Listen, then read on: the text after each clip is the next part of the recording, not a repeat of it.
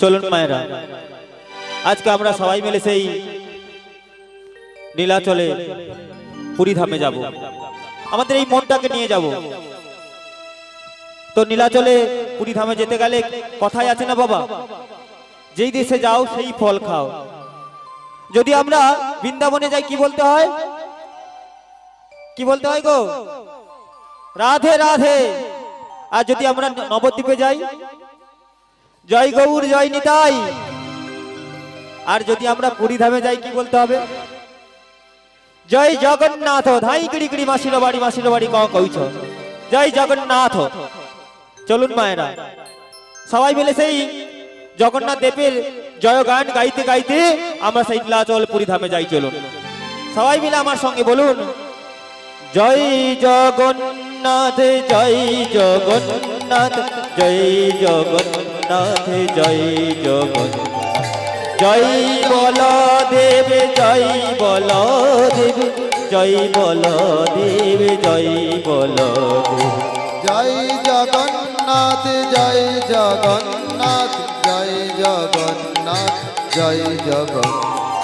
জয় বলদেব জয় বলদেব জয় বলদেব জয় বলদেব। ওই না জয় সুভদ্রা মাইয়া জয় সুভদ্রা মাইয়া জয় সুভদ্রা মাইয়া জয় সুভদ্রা মাইয়া। জয় সুভদ্রা মাইয়া জয় সুভদ্রা মাইয়া জয় সুভদ্রা মাইয়া জয় সুভদ্রা। বলো জগন্নাথ স্বামী নয়ন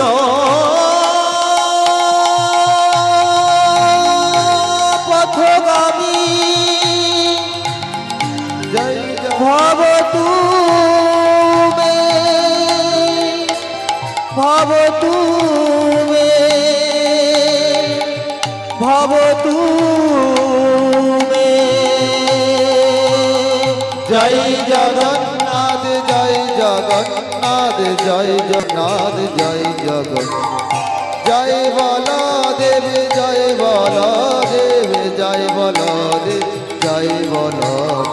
জয় সুভদ্রা জিউ জয় সুভদ্রা জি জয় সুভদ্রা জিউ জয় সুভদ্রা। বলে জগন্নাথ স্বামী কি জয় বলদেব কি জয় সুভদ্রা মাইয়া কি আজকের ভক্ত মন্ডলী কি হৃদয় গৌর প্রেমানন্দ হরি হরি বল হরি বল হরি বল। আসুন মায়েরা, আজকে শ্রীমান মহাপ্রভু আমার লীলা শুরুর পূর্বে আপনাদের কাছে কয়েকটি প্রশ্ন রাখবো আমি। এই প্রশ্নের উত্তরগুলো আমি নীলার মধ্যে দিয়ে যাব। তো নীলা শুরুর পূর্বে কয়েকটা প্রশ্ন করব, তাতে আপনাদের এই নীলাখানি বুঝতে সুবিধা হবে। তবে একটু মনোযোগ সহকারে শ্রবণ করতে হবে, আনমনা হলে চলবে না। তাই আসুন, আমার প্রথম প্রশ্ন হলো, এই জগন্নাথ দেব এই নীলাচলে এই পুরী ধামে কেন বাস করলেন? আর আমার দ্বিতীয় প্রশ্ন হলো, আমরা হিন্দু ধর্মে অনেক দেব দেবী দেখেছি, কি গো মা দেখেছি তো? কোনদিন কি দেখেছেন কোন দেব দেবীর হাতগুলো ছোট ছোট, পা গুলো ছোট ছোট, আবার চোখগুলো বড় বড় দেখেছেন? তো জগন্নাথ আমার প্রাণ গোবিন্দ শ্রীকৃষ্ণ ভগবান যদি হয়, তবে কেন এমন রূপ ধারণ করলেন? আমার দ্বিতীয় প্রশ্ন। আমার তৃতীয় প্রশ্ন হলো, এই জগন্নাথ দেব কি কাষ্ঠ দ্বারা নির্মাণ? আপনারা কেউ বলতে পারবেন এই জগন্নাথ দেব কি কাষ্ঠ দ্বারা নির্মাণ?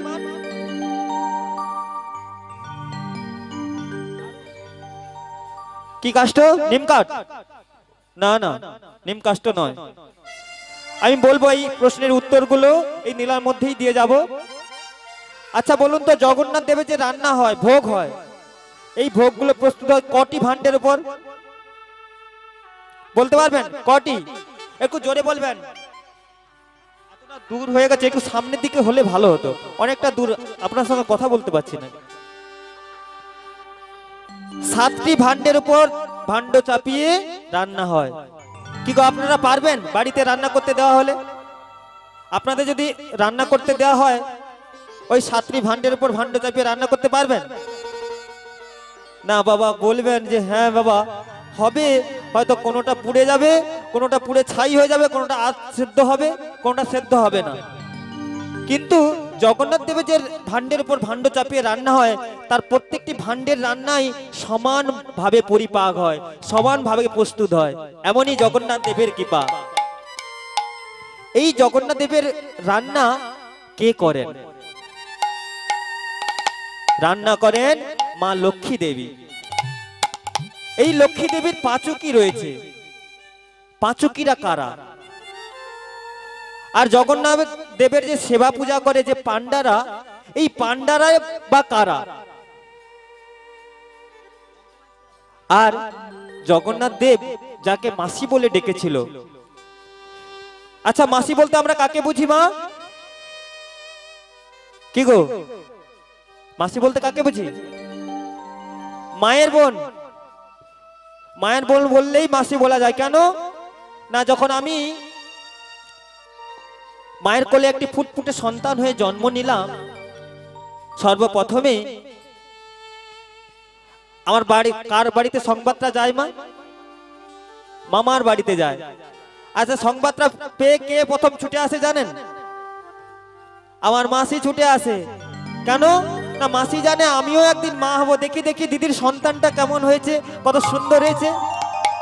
ছুটে গিয়ে বলে, এই দিদি তোর সন্তানটাকে আমাকে দে, আমি তোকে তাকে আদর করিয়ে খাইয়ে দাইয়ে ঘুম পাড়াবো, আর তুই ততক্ষণ ওই গৃহ কর্মগুলো সেরে ফেল।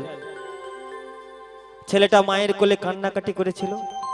যেই না মাসির কোলে এলো, সব কান্নাকাটি বন্ধ হয়ে গেল। তখন ওই আপনাদের মতো পাড়া প্রতিবেশীরা বলে, দেখ দেখ দেখ কেমন মায়ের থেকে মাসির দরদটা বেশি। বলে না মা? ও মা, বলে না? তাহলে বলুন তো, আমার প্রশ্নটা কিন্তু এটা নয়। প্রশ্নটা হলো কি না, জগন্নাথ দেব যাকে মাসি বলে ডেকেছিল, তিনি কি মায়ের বোন না আর অন্য কেউ? আর আমার শেষ প্রশ্ন এটা, আমার শেষ প্রশ্ন হলো, জগন্নাথ দেব এই পুরীধামে যে ভক্ত প্রতিষ্ঠা করেছিল, সেই ভক্তই বা কে? চলুন মায়েরা, আমরা একে একে সব প্রশ্নের উত্তরগুলো এই লীলার মাধ্যমে আমরা আস্বাদন করব। আপনারা সবাই জগন্নাথ দেবকে দর্শন করতে গেলে, এই লীলাখানি শ্রবণ করে গেলে আপনাদের ওই জগন্নাথ দেব দর্শন করা সার্থক হবে। তাই সবাই মিলে বলুন, নিতাই গৌর প্রেমানন্দে হরি হরি বল, হরি বল, হরি বল, হরি বল। তাই শ্রীমান মহাপ্রভু আমার আজকে ভক্তগণদের সঙ্গে করে নিয়ে জগন্নাথ দেবকে দর্শন করছেন। আর দর্শন করতে করতে হঠাৎ চিৎকার করে বলে উঠলেন, কে জানে, কে জানে এই পুরীধামে নীলাচলে কেউ কি জানে এই জগন্নাথ দেব কি কাষ্ঠ দ্বারা নির্মাণ? অগণিত ভক্তগণের সহিত একজন ভক্ত করজোড়ো করে বললেন, ওগো প্রভু, আমি জানি সেই কথা। তোমার নাম কি? আমার নাম সার্বভৌম ভট্টাচার্য। বলুন বলুন সার্বভৌম ভট্টাচার্য মহাশয়, আপনি কি জানেন বলুন, আজকে সবার সামনে খুলে মেলে বলুন, আজকে ভক্তমণ্ডলী সবাই আপনার গুণকথা শ্রবণ করবে। তখন ভট্টাচার্য মহাশয় বললেন, ওগো প্রভু, তোমার কি জানা নেই? কি গো, যিনি জগতের মালিক, যিনি জগতের কর্তা, যিনি অন্তর্যামী ভগবান, তিনি কি জানেন না জগন্নাথ দেব কি কাষ্ঠ দ্বারা নির্মাণ? কি গো মা, তিনি কি জানেন না? তিনি সবই জানেন, কিন্তু তার ভক্তের বদন দিয়ে তার গুণকথা, তার নাম কীর্তন সদা সর্বদাই শ্রবণ করতে ভালোবাসেন। তাই তো বলেছেন, ভক্ত মোর মাতা পিতা, ভক্ত মোর গুরু, আর ভক্তরা রেখেছে নাম বাঞ্ছা কল্পতরু। বাঞ্ছা কল্পতরু।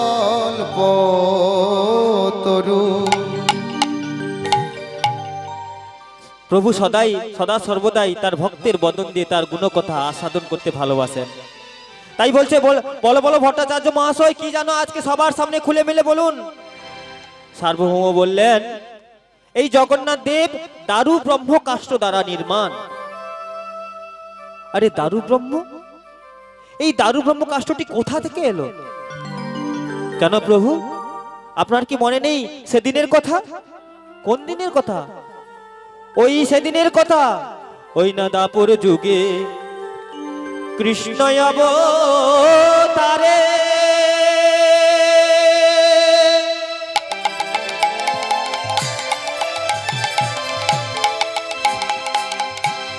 জড়াবে তীর নিক্ষেপ করে। আজি দাপর যুগে কৃষ্ণ অবতারে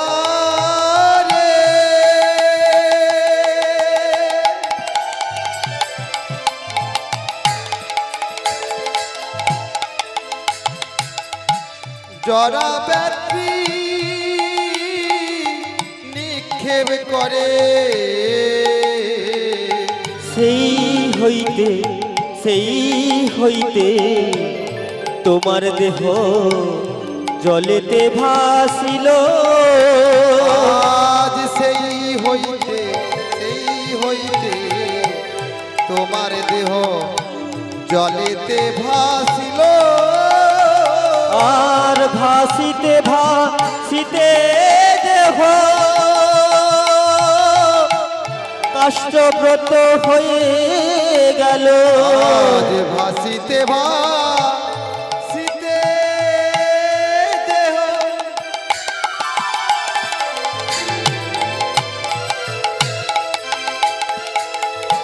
কাষ্ঠব্রত হয়ে গেল। সেই কাষ্ঠের নাম দারু ব্রহ্ম হলো। আজ সেই কাষ্ঠের নাম দারুক ব্রহ্ম হলো। ওগো তুমি কেন জানলে না গো? আজ তুমি কেন জানলে না গো? আরে তুমি কেন জানলে না গো? তুমি কেন জানলে না গো? না দারু রূপে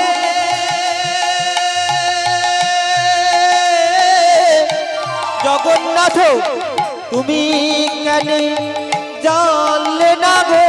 দারু রূপে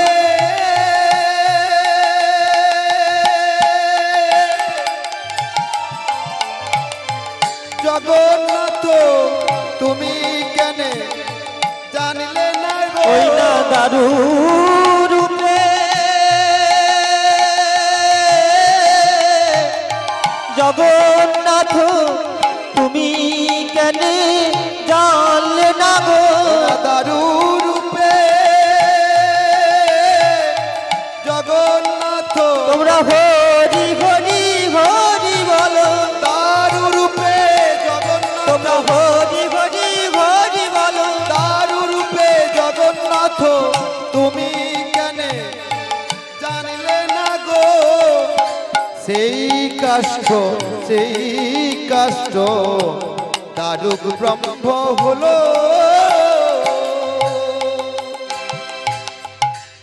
ভক্তমণ্ডলী, ভক্তিমতী মায়েরা মন দিয়ে শ্রবণ করবেন দাপর যুগের কথা।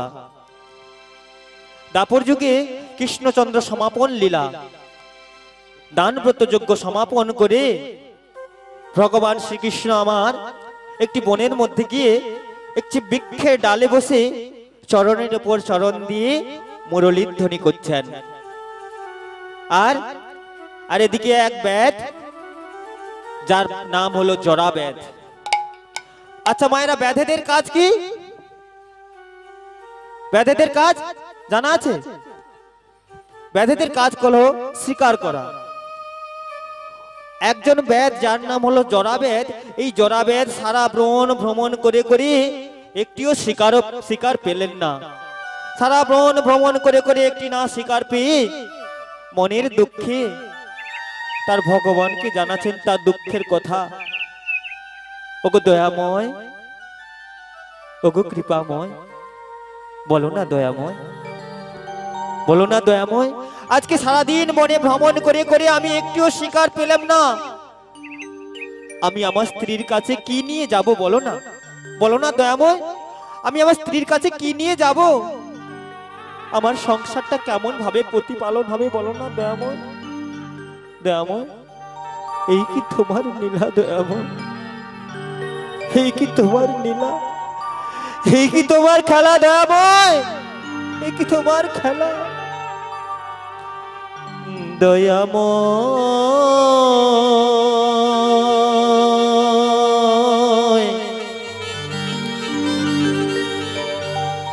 এই কি তোমার খেলা? দয়া, এই কি তোমার লীলা? দয়াময়,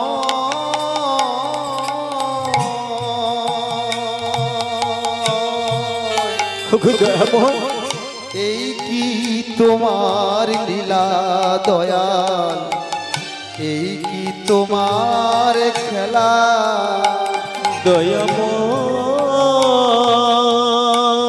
দয়াময়, এই কি তোমার খেলা?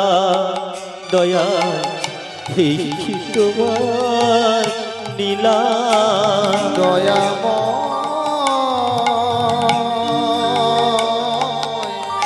এই কি তোমার লীলা দয়াল?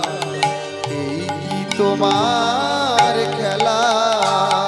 তুমি কারে হাসা, কারে কাদা, এই কি তোমার নীলা?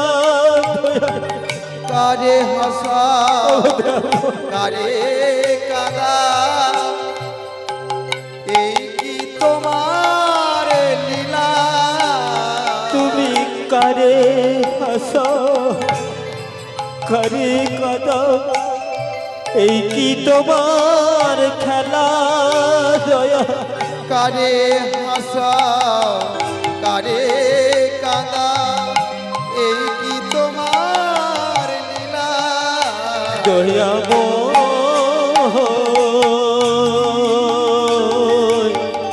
এই কি তোমার লীলা? দয়া, এই কি তোমার খেলা?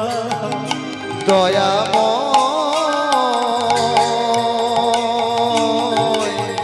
এই কি তোমার লীলা দয়াল? এই কি তোমার খেলা? বলো না দয়াময়, এখন কোথায় যাব আমি? কি করিব, কোথায় যাব? তুমি বলে দাও। তোমার চরণ শরণ করি, একবার দেখা দাও। আমি কি করিব, কোথায় যাব? দয়াময়, তুমি বলে দাও দয়াময়, বলে দাও। তোমার চরণ শরণ করি, একবার দেখা দাও। আমি ওই চরণে সব সপেছি, ওই চরণে সব সপেছি, আমি ওই চরণে প্রাণ সপেছি, ওই চরণে নাম সপেছি। তাই তো তোমায় বলা দয়াল, এই কি তোমার খেলা? আমি ওই চরণে সব সপেছি, ওই চরণে সব সপেছি। তাই তো তোমায় বলা দয়াল, এই কি তোমার খেলা? দয়াময়, এই কি তোমার নীলা? দয়াল, এই কি তোমার খেলা? দয়াময়, এই কি তোমার খেলা? দয়াল, এই কি তোমার নীলা? দয়াময়।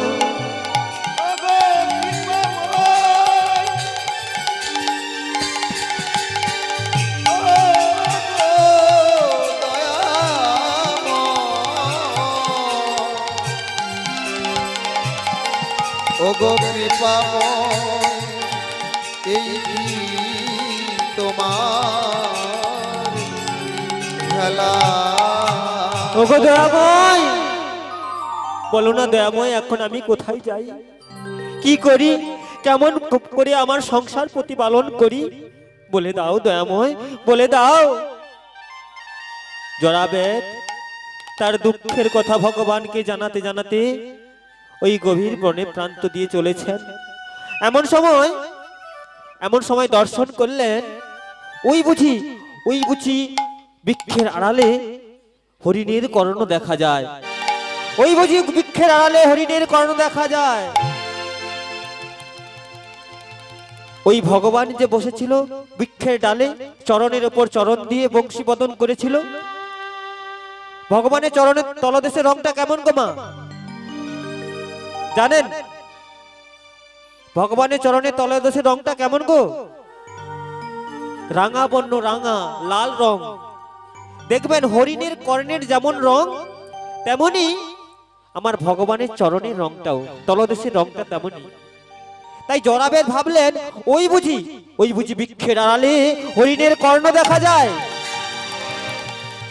তাই জরাবেদ কি করলেন, তার ধনুকে স্বর নিক্ষেপ করে ওই ভগবানের চরণে তীর নিক্ষেপ করলেন। আর যেই না তীর নিক্ষেপ করলেন, ভগবানের দেহটা ওই জলে পড়ে গেল। আর জলে ভাসতে ভাসতে ওই দেহটা একটি কাষ্ঠব্রত হয়ে গেল। আর কাষ্ঠে অঙ্গে অঙ্গে অঙ্কিত হয়ে গেল শঙ্খ, চক্র, গদা, পদ্ম। গদা পদ্ম, শঙ্খ, চক্র, গদা, পদ্ম। চক্র, গদা, পদ্ম। শঙ্খ, চক্র, গদা, পদ্ম। চক্র, গদা, পদ্ম। প্রাণ গোবিন্দের দেহটা ওই নদীর জলে পড়ে একটি কাষ্ঠব্রত হয়ে গেলেন। আর এই সংবাদ পেলেন দাদা বলরাম ছুটে এসে দেখলেন ভাই কানাইয়ের দেহটা কাষ্ঠব্রত হয়ে গেছে। দাদা বলরাম স্থির থাকতে না পেরে ওই নদীর জলে ঝাঁপ দিয়ে ওই কাষ্ঠটাকে যেই না স্পর্শ করলেন, অমনি বলরামের দেহটাও কাষ্ঠব্রত হয়ে গেল। আর এদিকে দুই দাদার দেহ কাষ্ঠব্রত হয়ে গেছে জানতে পেরে বোন ভগ্নী সুভদ্রা আর থাকতে পারলেন না, ছুটে এলেন দুই দাদার দেহের কাছে। আর এসে নদীতে জলে ঝাঁপ দিলেন।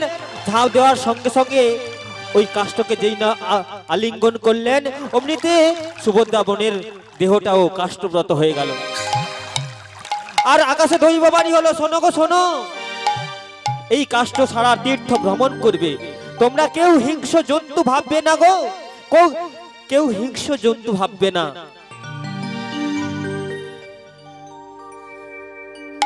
আর আবার কোন কোন শাস্ত্রে বলছেন অর্জুন, অনন্যা আদি সখাগণ এই কৃষ্ণের কাষ্ঠব্রত দেহটাকে পোড়ালেন। পোড়ানো হলো বটে বাবা, কিন্তু নাভি কমলটা পোড়ানো হলো না। এই নাভি কমলটাকে ওই নদীর জলে ভাসিয়ে দেওয়া হলো। ওই নদীর জলে ভাসতে ভাসতে ওই নাভি কমলটা কি হলো না কাষ্ঠব্রত হয়ে গেল। এত সময় আমরা জানতে পারলাম কি না এই দারু ব্রহ্ম কাষ্ঠ কোথা থেকে এলো। এরপরে আমরা শুনবো সেই ভক্তের কথা, যে ভক্ত আমার এই পুরী ধামে জগন্নাথ দেবকে প্রতিষ্ঠিত করেছিলেন। সেই ভক্ত আর কেউ নয়, সে হলো ওই নয় ইন্দ্রদুম্ন নামে রাজা।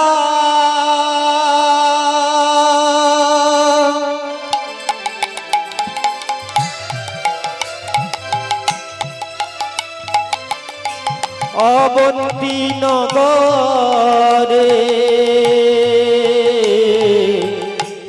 ইন্দ্রদুম্ন নামে রাজা,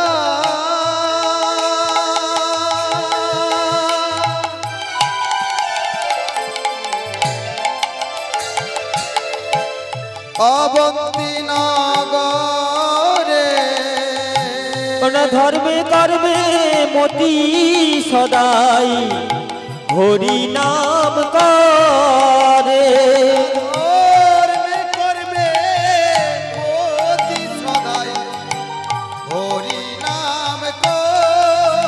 রাজা হরি হরি হরি বলে, হরি হরি হরি বলে, আবার ভাসে দুটি নয়ন জলে, হরি হরি হরি বলে, ভাসে দুটি নয়ন জলে, আবার প্রেমানন্দে বাহু তুলে, ভাসে দুটি নয়ন জলে, আমার প্রেমানন্দে বাহু তুলে, ভাসে দুটি নয়ন জলে, রাজা হরি হরি হরি বলে।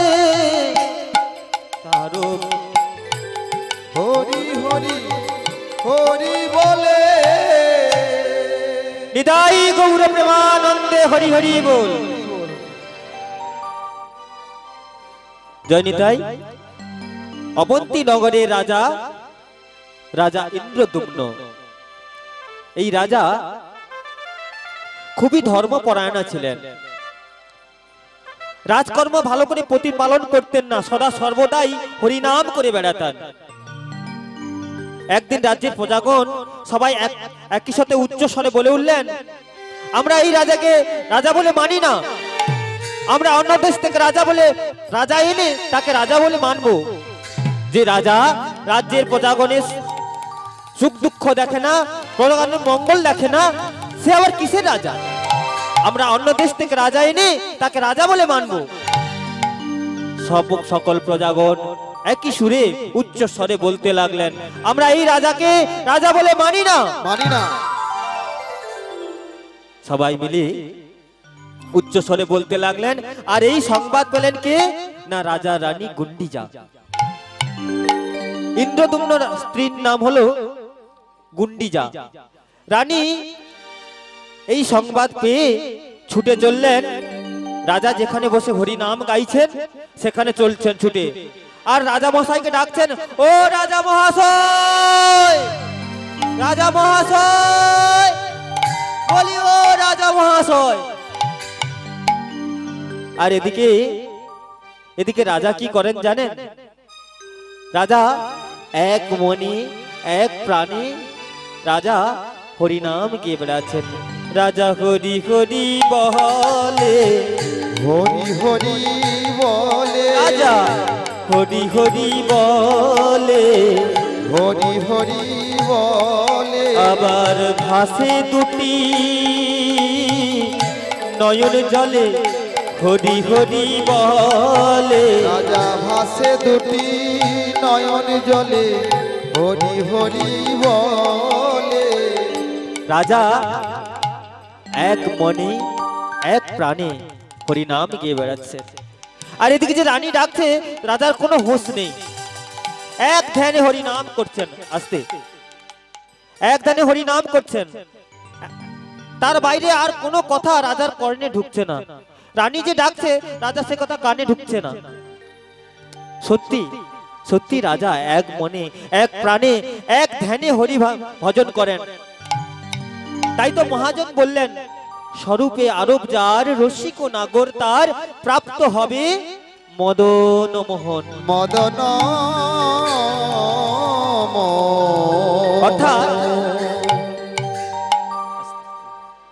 অর্থাৎ যদি আপনি একটা কারোর সঙ্গে কথা বলছেন, আপনাকে একটা মশাকে রক্ত খেয়েই যাচ্ছে, আপনার গায়ে একটা মশা বসে রক্ত খেয়েই যাচ্ছে, কিন্তু আপনার হুঁশ নেই। আপনি যার সঙ্গে কথা বলছেন তিনি দেখছেন যে আপনাকে একটা মশার বসে, আপনার গায়ে একটা মশা বসে রক্ত খেয়েই যাচ্ছে, আপনার কোনো হুঁশ নেই। তেমনি ভাবে যদি আমরা হরি ভজন করি, হরি গুণ কথা শ্রবণ করি, তার চিন্তা করি, আমাদের আর এই ইহ জগতের তিতাব জ্বালা আমাদের আর স্পর্শ করতে পারবে না। নিতাই গৌর প্রেমানন্দে হরি হরি বল। হরি বল, হরি বল। একটা কথা বলি মা, একটু দূরে হয়ে গেছে, এমন হয়ে গেছে মানে বোঝা যাচ্ছে না, আপনাদের সঙ্গে আমার টাচটা ঠিক হচ্ছে না, এমন দূরে হয়েছে। আপনারা কি বলছেন, ভালো লাগছে না খারাপ লাগছে না কি আমি কিছু বুঝতে পারছি না। একটু ভালো লাগছে যদি দুটি বাহু তুলে সবাই মিলে একটু হরিধ্বনি করেন দেখিনি। নিদাই গৌর প্রেমানন্দে হরি হরি বল। হরি বল হরি বল হরি বল হরি বল। জয় নিতাই। সত্যি রাজা এক মনে এক প্রাণে হরি নাম করে বেড়ায়। রানী তো এসে ডাকছে, সামনের দিকে এসে বলছে, এই এই যে শুনতে পাচ্ছ, হ্যাঁ রাজ্যের প্রজাগণ কি বলছে? রাজা বলছে, ও রানী এত রেগে মেগে কি বলছো, শুনেছো? হ্যাঁ রাজ্যের প্রজাগণ বলছে তোমাকে আর রাজা বলে মানবে না, অন্য দেশ থেকে রাজা এনে তাকে রাজা বলে মানবে। তখন রাজা মহাশয় কি বলছে শুনুন। রাজা মহাশয় বলছে, ও রানী এ তো খুবই ভালো হলো, এ তো খুবই আনন্দের সংবাদ। আমার মাথার উপর থেকে যদি রাজ দায়িত্ব চলে যায়, আমি কি করব জানো? আমি মনের দুঃখে হরি নাম করে বেড়াবো। রানী তো একেবারে রেগে মেগে অস্থির। রানী একেবারে রেগে মেগে অস্থির। রানী বলছে, এই হরি কি তোমায় খাইয়ে দেবে? এই হরি কি তোমার রাজ্য শাসন করে দেবে? হ্যাঁ। তখন রাজা বলছে, ও রানী তুমি এত রেগে যাচ্ছ কেন? রাখবো না, হ্যাঁ রাখবো না। এই হরি নাম করলে তোমার কি সংসার চলে যাবে? ও মা, মা গো, যদি আপনার বাড়ির স্বামী সংসারের দিকে মন না দিয়ে যদি ওই মোড়ের মাথায় ঠেকে বসে থাকে, আপনাদের ভালো লাগবে? একটু কথা বলতে হবে, না হলে ঠিক এ পাচ্ছি। বলছি আপনাদের সংসারে স্বামী যদি সংসারের দায়িত্ব না পালন করে ওই ঠেকের মাথায় বসে থাকে, আপনাদের কি ভালো লাগবে? ভালো লাগবে কি? তাই রেগে মেগে রানী বলছে, তুমি রাজ্য শাসন না করলে কেমন করে চলবে? সদা সর্বদাই শুধু হরি নাম করে বেড়াচ্ছ, এই হরি কি তোমাকে খাইয়ে দেবে? আর এদিকে মহারাজ কি বলছে শুনুন। ও রানী শোনো, শোনো রানী, যদি কেউ এক মনে এক প্রাণে এই হরি নাম সুধা রস পান করে, সুধা রস পান করে, আমরা শুধু এই ইহ জগতের সংসারের কথা ভাবি। যদি কেউ এক মনে এক প্রাণে এই রস পান করে, তার যে আর ইহ জগতের কোনো জ্বালা থাকে না, কোনো কিছু জানা থাকে না।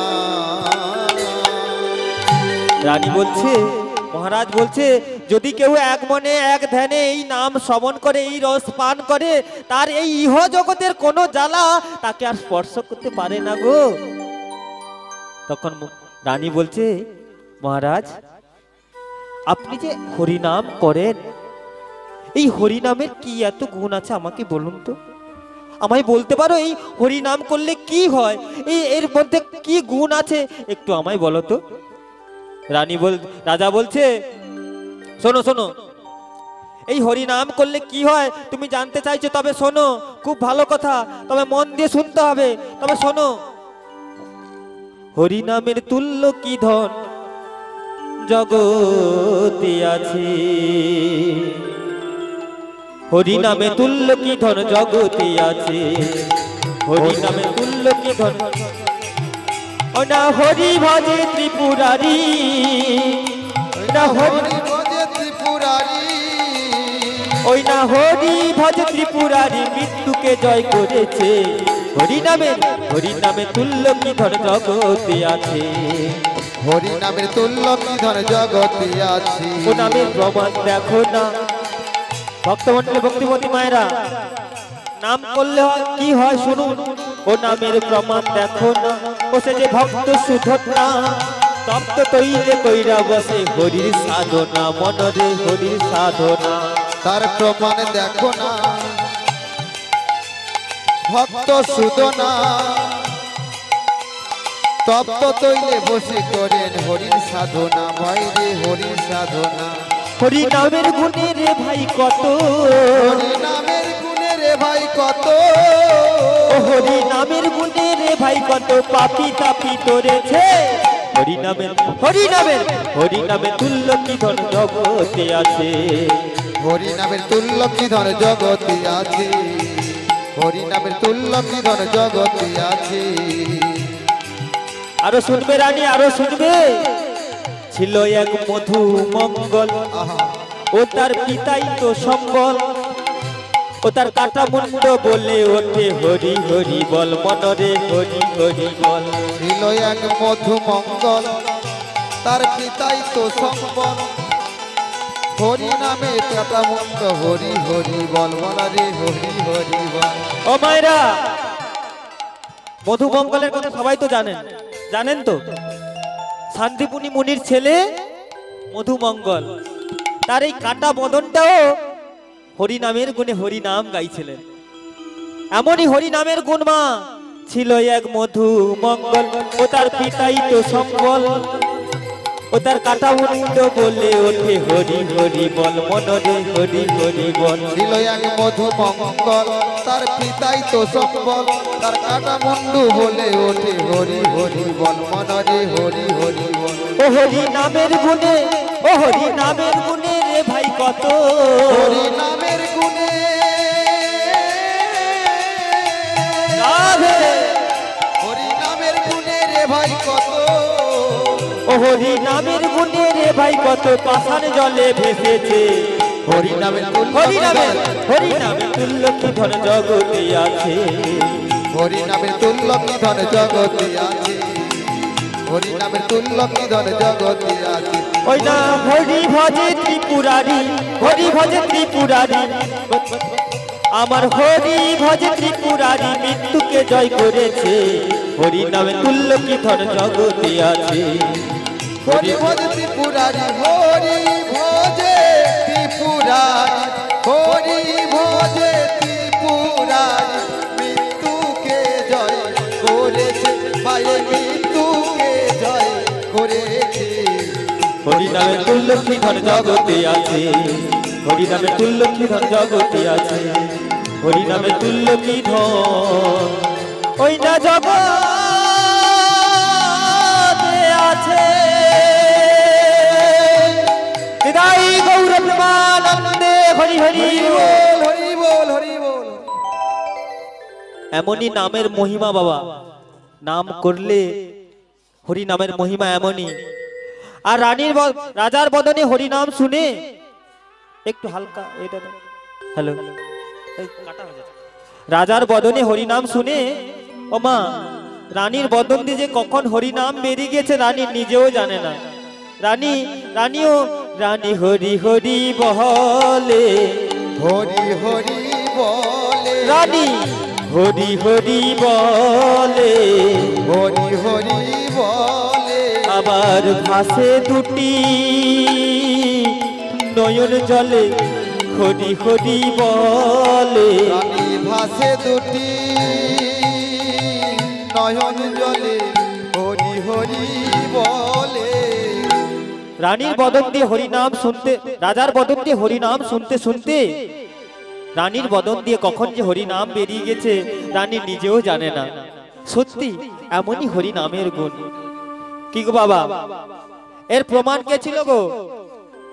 সেই লক্ষ্যহীরা, হ্যাঁ, যে হরিদাসকে হরি নাম ভোলাতে এসে নিজেই হরিদাসের হরি নামে পাগল পারা হয়ে হরি হরি বলেছিলেন। কি মা, আজকে তাই রানীও সেই হরি নামে প্রেমে ডুবে রানীও হরি নাম গাইছেন। এমনই হরি নামের গুণ। কিন্তু রানী বলছে রাজা মহাশয় আমি সবই বুঝলাম, কিন্তু তুমি হলে রাজ্যের রাজা, এই রাজ্যের রাজা তুমি, রাজ কার্য প্রতিপালন করা তোমার ধর্ম। এতদিন তুমি আমায় শাসন করে গেছো, আজকে আমি তোমায় শাসন করে যাচ্ছি। আগামীকাল আসবে রাজগুরু বিক্রমাচার্য, তুমি প্রভাত কালে ওই রাজবসন পরিধান করে, রাজ মুকুট পরিধান করে, গলায় গজমতির মালা নয়ে অবন্তী নগরের রাজ সিংহাসনে উপবেশন করবে। এই আমার আদেশ। এই বলে রানী চলে গেলেন। আর এদিকে রাজা মহাশয় কি করছেন? তিনি তার দুঃখের কথাগুলো জানাচ্ছেন ভগবানকে। ওগো দয়াময়, ওগো দয়াময়, একদিকে আমার স্ত্রীর শাসন, একদিকে আমার প্রজাদের শাসন, যার গলায় তুমি বনফুলের মালা হয়ে সদা সর্বদাই দোলো, বলে গেল তাকে নাকি পরাবে বহু মূল্যের গজমতির হার, যার অন্তর জুড়ে, যার হৃদয় সিংহাসনে তুমি বসে আছো, তাকে বসাবে কিনা ওই অহংকারী রাজ সিংহাসনে? ওগো দয়াময়, বলো না দয়াময়, এখন আমি কি করি, কোথায় যাই? একটিবার দেখা দাও দয়াময়, এই অভাগাকে একটিবার দেখা দাও দয়াময়, একটিবার দেখা দাও, দেখা দাও, দেখা দাও,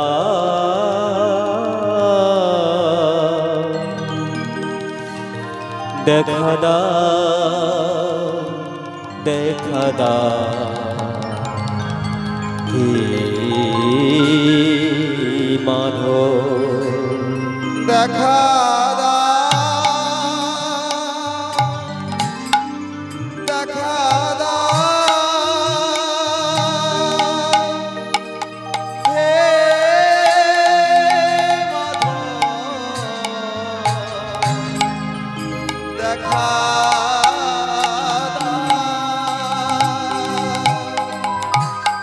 তোমা বিনা মোর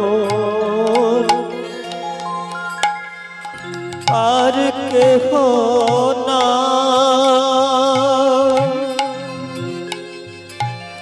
হে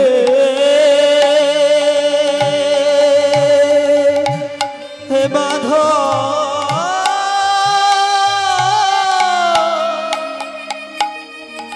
হে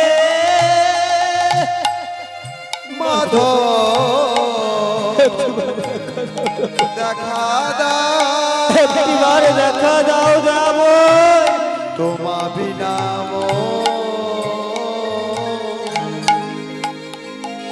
আরে কেহ নাই, দেখা দাও, দেখা দেখা দাও যাব,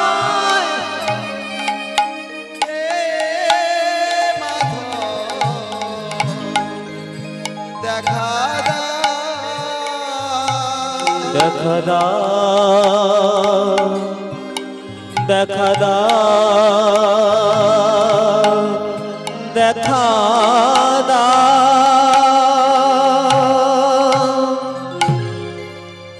হে মাধব, একটিবার দেখা দাও মাধব, একটিবার দেখা দাও, একটিবার দেখা দাও মাধব।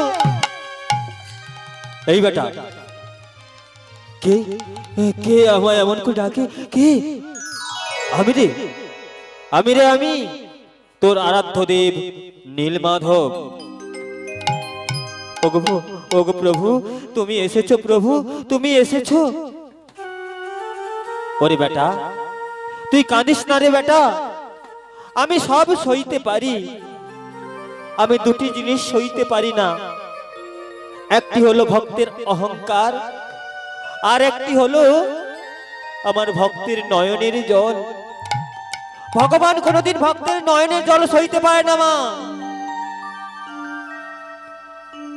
তাই বলছি ও বেটা, তুই কান্না বন্ধ কর। ওগো প্রভু, তুমি যেহেতু এসেছো, বলো না প্রভু আমি এখন কি করি? ওরে বেটা শোন বেটা, আমি শাস্ত্রে বলে রেখেছি, করিও কলির কর্ম, না ছাড়িও নিজ ধর্ম, আপনতে আপনি হও সাবধান। ও মায়েরা, কলির কর্মটা কি গো? কলির কর্মটা কি মিথ্যা কথা বলা, চুরি করা, প্রবঞ্চনা করা, চিটিংবাজি করা? কলির কর্মটা হলো, কৃষ্ণদাস কবিরাজ গোস্বামী শাস্ত্রে বললেন, দশে পাঁচে মিলে সবে করো তালি দিয়া, হরি নাম করো ভাই নিজ দ্বারেতে বসিয়া। আমায়রা, মহাজন বললেন দশে পাঁচে মিলে সবে করো তালি দিয়া, হরি নাম করো ভাই নিজ দ্বারেতে বসিয়া। দিনান্তে যে যাই কর্ম করুক না কেন, যদি দিনের শেষে যদি পারেন একজন, যদি পারেন দুইজন, কিংবা আপনার বাড়ির সবাইকে নিয়ে ওই সন্ধ্যাবেলায় তুলসী তলায় বসে যদি একটু হাতে করতালি দিয়ে হরি নাম করেন, সেটাই হবে আমাদের শ্রেষ্ঠ কর্ম। তাই মহাজন বললেন এটাই আমাদের শ্রেষ্ঠ কর্ম। যত যে যাই কর্ম করুক না কেন, এই কলির হাত থেকে মুক্তি পেতে গেলে এটাই হবে শ্রেষ্ঠ কর্ম। নিতাই গৌর প্রেমানন্দে হরি হরি বল। এদিকে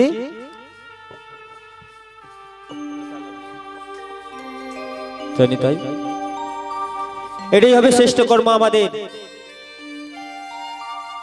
রাজা মহাশয় ভগবানকে বলছেন, ওগো দয়াময়, তবে কি আমি তোমার দর্শন করতে পারবো না? তোমার দেখা আমি পাবো না? ওরে বেটা ইন্দ্রদুম্ন, তার জন্য তো আমি তোর কাছে এলাম রে, সেই জন্য তোর কাছে এলাম।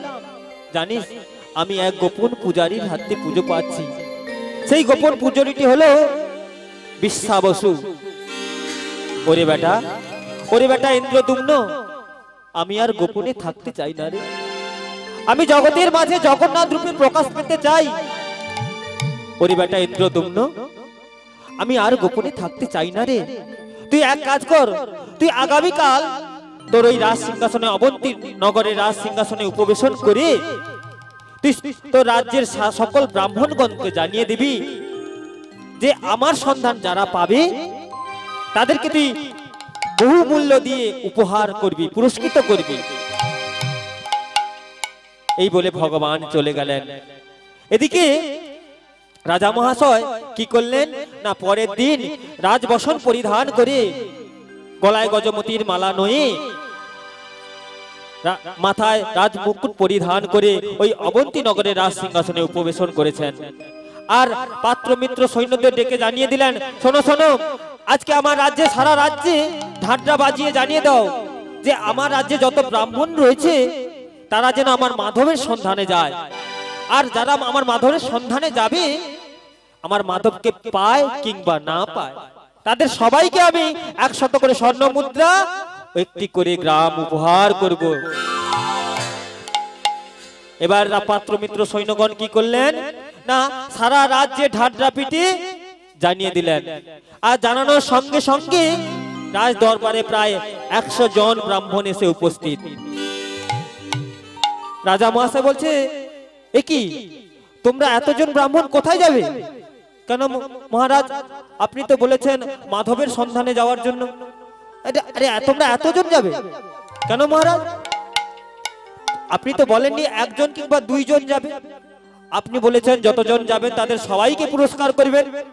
ঠিক আছে ঠিক আছে, তবে আমি তোমাদের সঙ্গে আমার এক বিশ্বস্ত ব্রাহ্মণকে পাঠাবো।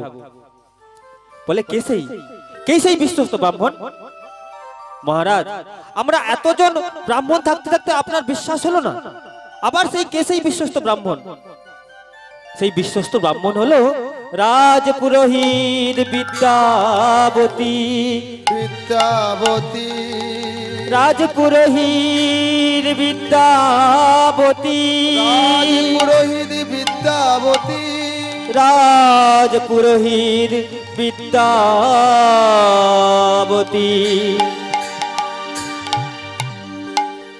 এদিকে বিদ্যাপতি এসে হাজির হয়ে বলছেন, মহারাজ, আমি মাধবের সন্ধানে যেতে পারি, কিন্তু আমার একটি শর্ত রয়েছে। কি শর্ত বলো? তোমার কি শর্ত রয়েছে বলো? আগে মহারাজ, আপনার ওই ঘোষিত পুরস্কার কিন্তু আমি নিতে পারবো না। কি বলছো বিদ্যাপতি? আমার দরবারে সবাই এসেছে পুরস্কারের লোভে, আর তুমি বলছো পুরস্কার নেবে না? আগে মহারাজ বলুন তো মহারাজ, আমি যদি একবার মাধবের সন্ধান পেয়ে যাই, তবে মাধবের সমতুল্য কি আর কোনো বস্তু আছে, কোনো জিনিস আছে? মহারাজ বলেন, বাহ বাহ বিদ্যাপতি, খুব ভালো কথা, তুমিই পারবে আমার মাধবের সন্ধান করতে। যাও যাও বিদ্যাপতি, আর বিলম্ব করো না, তাড়াতাড়ি করে বেরিয়ে পড়ো আমার মাধবের সন্ধানে। এবার কি করলেন বিদ্যাপতি? সকল ব্রাহ্মণগণ কি করলেন না, মাধবের সন্ধানে বেরিয়ে পড়লেন যার হরিনাম গাইতে গাইতে। এবার শ্রী হরি বলে শোভাযাত্রা হইল। শ্রী হরি বলে শোভাযাত্রা হইল। এবার শ্রী হরি বলে শোভাযাত্রা হইল। ওই না শ্রী বলে শোভাযাত্রা হইল। ওই না নানা দেশে দেশান্তরে ঘুরিতে লাগিল। ওই না নানা দেশ দেশান্তরে ঘুরিতে লাগিল। নানা সন্ধান মেলে না, নানা সন্ধান মেলে না, সন্ধান মেলে না, সন্ধান মেলে না। নানা দেশে দেশান্তরে সন্ধান মেলে না। নানা দেশ দেশান্তরে সন্ধান মেলে না। এবার শ্রী হরি বলে শোভাযাত্রা হইল। শ্রী হরি বলে শোভাযাত্রা হইল। তারা নেচে নেচে চলে যায়, আজ নেচে নেচে চলে যায়, নেচে নেচে চলে যায়। নেচে নেচে চলে যায়। আমার হেমদণ্ড বাহু তুলে নেচে নেচে চলে যায়। হেমদণ্ড বাহু তুলে নেচে নেচে চলে যায়। এবার শ্রী হরি বলে শোভাযাত্রা হইল। শ্রী হরি বলে শোভাযাত্রা হইল। ওনা নানা দেশে দেশান্তরে ঘুরিতে লাগিল। নানা দেশে দেশান্তরে ঘুরিতে লাগিল। ওনা নানা দেশে দেশান্তরে ঘুরিতে লাগিল। এবার শ্রীহরি বলে সবাই মিলে শোভাযাত্রা করছেন, জগন্নাথ দেবকে খোঁজার জন্য চলেছেন। কিন্তু ভগবান বললেন, সবাই তো নেচে নেচে মনের আনন্দে চলেছেন, কিন্তু আমি তো সবাইকে দর্শন দেব না। ও মা, সবাই তো ভগবানকে ডাকেন, সবাই কি ভগবানকে সবার ডাকে সাড়া দেয়? ভগবান বললেন, আমি তো সবাইকে দেখা দিতে পারি না, আমি তাকে পরীক্ষা করে নেব কি না। ও মা, ভগবান সদা সর্বদাই তার ভক্তদের পরীক্ষা করে নেন। কেমন হবে জানেন? যেমন স্বর্ণকাররা সোনাকে পুড়িয়ে পুড়িয়ে বারবার পুড়িয়ে পুড়িয়ে পরীক্ষা করেন এটা আসল সোনা কিনা, তেমনি ভগবান তার ভক্তদের কঠিন ভাবে পরীক্ষা করেন। আর সেই পরীক্ষায় যদি কোনো ভক্ত উত্তীর্ণ হতে পারে, তবেই ভগবান তার দাসা অনুদাস হয়ে থাকে। নিতাই গৌর প্রেমানন্দে হরি হরি বল। আজকে তাই ভগবান বলছে, আমি তো সবাইকে দেখা দেব না, আমি তাকে আমি একবার পরীক্ষা করে নেব। তাই অন্তর্যামী ভগবানের কৃপায় শুরু হয়ে গেল। ঝড় বৃষ্টি বজ্রপাত, ঘন ঘন বজ্রপাত, ঘন বরিশন, ঘন ঘন বজ্রপাত, ঝড় বরিশন। কে কোথায় আছে চিনিতে না দিল। আরে পালা পালা রে পালা, আকাশে মেঘ করেছে, পালা পালা পালা, নিজে বাজলে বাপের নাম। এদিকে ব্রাহ্মণগণ সবাই এই প্রাকৃতিক দুর্যোগে পড়ে সবাই ছুটে চললেন রায় দরবারে। এদিকে মহারাজ বলছেন, এ কি ব্রাহ্মণগণ, তোমরা সবাই ফিরে এলে, আমার মাধবের সন্ধানে যাওনি তোমরা? আগে মহারাজ, মাধবের সন্ধানে গিয়েছিলাম, আমরা মাধবের সন্ধান করতে পারি নাই। কেন? না, প্রাকৃতিক দুর্যোগের জন্য আমরা মাধবের সন্ধান করতে পারি নাই মহারাজ। আর এদিকে বলে, আচ্ছা তোমরা সবাই ফিরে এলে, কিন্তু বিদ্যাপতি কোথায়? আগে মহারাজ, তা তো আমরা বলতে পারবো না। আর এদিকে কি হয়েছে? বিদ্যাপতি ওই ঝড় জলের দিনে গভীর অরণ্যের মধ্যে সন্ধ্যা বেলায় একটি বৃক্ষের তলায় বসে মনে মনে ভাবছেন, কি ব্যাপার, এই গভীর অরণ্যের মধ্যে যদি আমায় কোনো বাঘ বা সিংহ কিংবা ভল্লুক আমায় খেয়ে ফেলে, এখন আমি কি করি, কোথায় যাই, এই ভাবছেন। আর বসে বসে নিদ্রাচ্ছন্ন হয়ে পড়ছেন। আকাশে দৈববাণী হলো, এই বেটা বিদ্যাপতি, কার ভাবনা ভাবছো বসে? তুমি ভাববার কে? তোমার ভাবনা ভাবেন যিনি, তুমি ভাবো তাকে। কে গো মা, আপনারা কার ভাবনা ভাবছেন? সদা সর্বদা শুধু আমার করে ভেবে যাচ্ছেন। ভগবান বললে, কার ভাবনা ভাবছো? এত কার ভাবনা ভাবছো বসে? তুমি ভাববারটা কে? যার ভাবনা ভাবে তুমি ভাবো তাকে। বিদ্যাপতি বললেন, বাহ, আমি তো তাই করছি, আমি তো নিজের কথা ভাবছি, আমি তো মাধবের কথা ভাবছি না। না, আমি এক কাজ করবই, আমি মাধবের সন্ধান যতদিন না করতে পারবো আমি আর রাজ্যে ফিরে যাব না। এই বলে মহারাজ বিদ্যাপতি কি করলেন না ওই গভীর বনের ভেতর দিয়ে চলেছেন আর মাধবের গুণগান গাইতে গাইতে চলেছেন। মাধব হে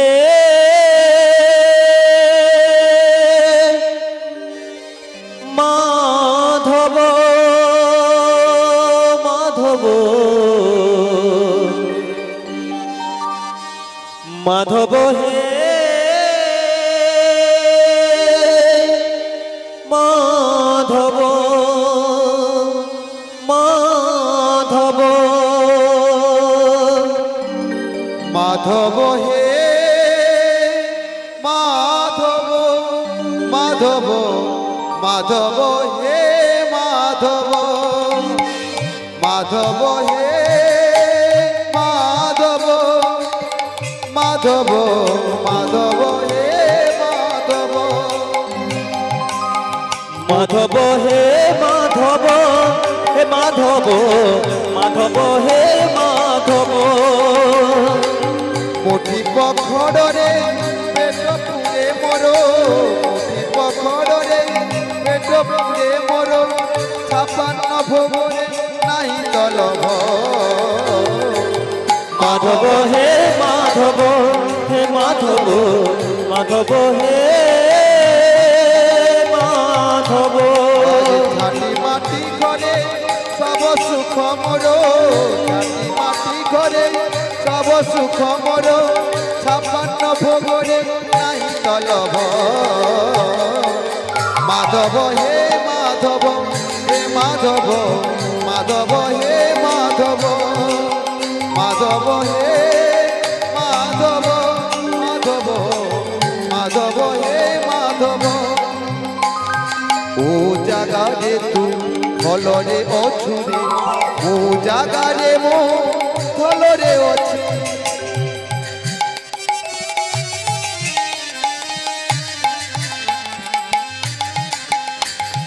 ও জাগারে তু ফলরে অছি, ও জাগারে মো ফলরে আছি।